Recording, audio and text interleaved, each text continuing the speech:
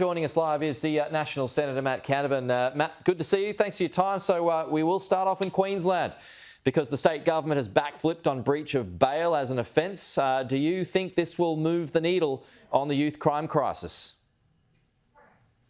Well, let's hope so, Peter. It's a crisis that's been man-made by this government because a few years ago they inexplicably weakened bail laws.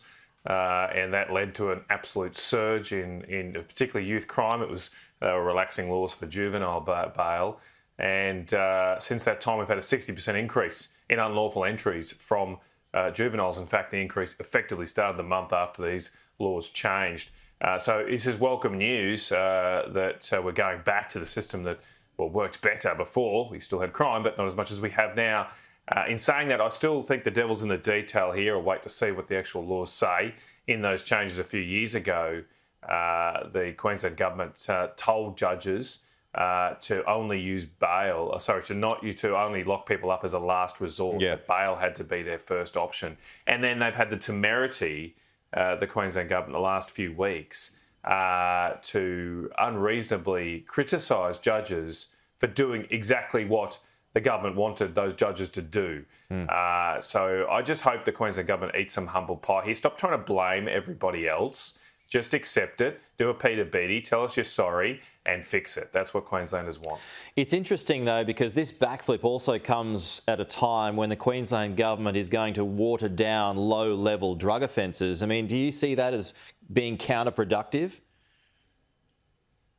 It seems like here, look, again, I'll wait to see the detail on this, Peter, but when you read it, it seems like what's happened in the Queensland Cabinet is the left, who are in control, having a big whinge about having to go tough on criminals, because that's not what they want to do, it's not what they're about. And so they've been given this other SOP to say, here, let everyone use drugs. So, look, I'll wait to see the detail here, but I don't know. I don't think what we need in this state is more liberal drug laws. I very much worry about my kids and the environment they're in with much more easily accessible drugs. We're lucky we don't have perhaps the fentanyl surge you're seeing in the United States here yet, but we just don't want that to continue down that path.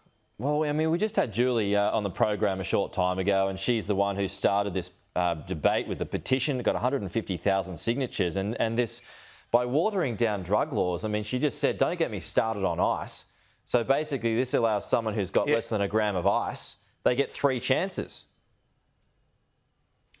Yeah, Peter, look, as I say, I haven't seen the detail here. I do want to pay tribute to Julie. I've spoken to her. She's done an enormous job, an amazing job. I think she's there in the Parliament today. She is, She can take a lot of recognition for what's happened here today. So let's wait and see on these drug laws. But I mean, as I say, I think we should be doing more to try and stop drugs.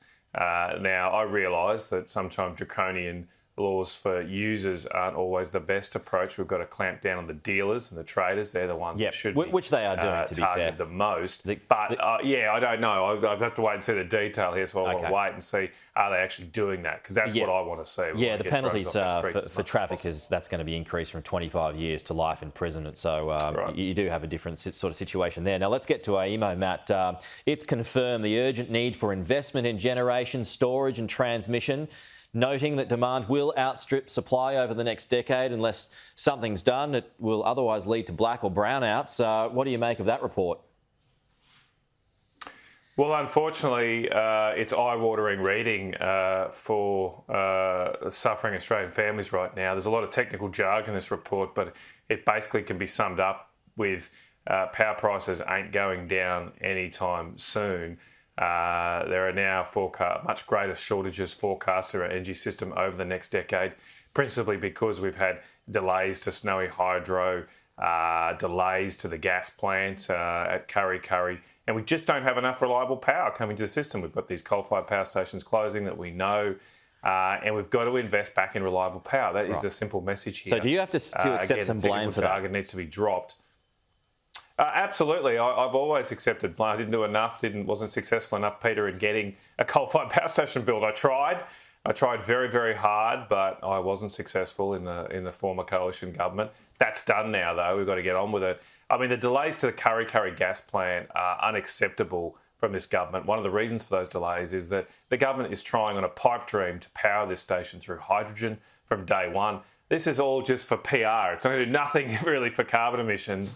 It's just they want a little bit of hydrogen put into this plant, but there's no hydrogen. You can't deliver hydrogen to Newcastle right now. So why are they doing this? Why are they threatening and putting at risk the security of our energy system for basically a bit of PR? Why are they making Australian families, why is this government making Australian families pay more for electricity because they've made a promise to a few Green votes about hydrogen, which doesn't exist right now in Newcastle? Just get on with the job and do practical things that can help people's lives better. And the practical thing we can do right now is get that Kurri Kurri plant going as soon as possible. Delay, we should be trying to keep the coal-fired power stations open. Liddell might not be able to be saved, but why not put it in care and maintenance? Tanya Plibersek should refuse AGL's application to blow up Liddell. You never know, we might need that to come back online like the Germans have done. Let's not blow up what we've got, try and keep what we've got and build more reliable power like coal and gas. That's the solution. Okay, Matt Canavan, we'll leave it there. Appreciate it. We'll talk to you soon.